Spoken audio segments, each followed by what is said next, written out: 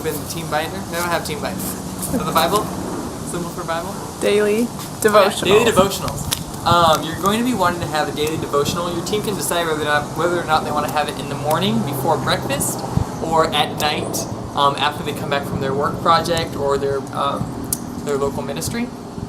And it can look like having some worship time for prayer, time for a devotional led by one of the team leaders, and maybe a question or a thought or a challenge for the team for the day. Your specific team can figure out exactly how they want to do it, but make sure that each person on your team does have the devotional every time. What is that about? Make sure everyone on the team has a chance to lead the devotional throughout the trip.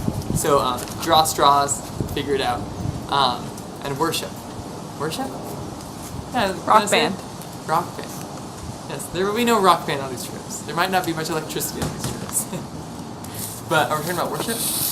And debriefing at the same time. Evening team worship and debriefing. Right. So daily devotionals usually will happen in the morning, but at night you will have debriefing and worship, which means that you'll be working, depending on what your ministry is, you'll be working in the morning, take a break for lunch, you'll be working more in the afternoon, either building a school or doing relational ministry or teaching English or helping the orphans and the widows and the victims of sex trafficking, and then you'll have dinner. That's a lot for a day, especially if you've never been to these places before or done these things.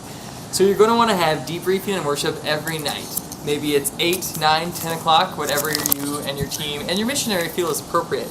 But you're going to want to divvy up worship. You have songs and reflection questions in the packet that you guys will be sending, and you should, at this point, be well versed with your packet.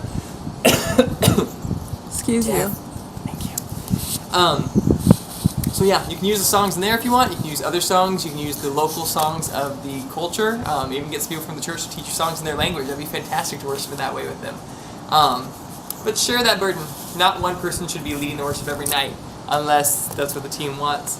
And be very open about the highs and the lows of the day and reflecting through what that means positively and negatively for you as an individual Christian, you and your journey with God, you and your team, and you and the local culture and their growth, positively and negatively, as human beings and as Christians hearing the gospel, as people, as Muslims hearing the gospel, Hindus hearing the gospel, atheists even. Guard that time. Keep it sacred.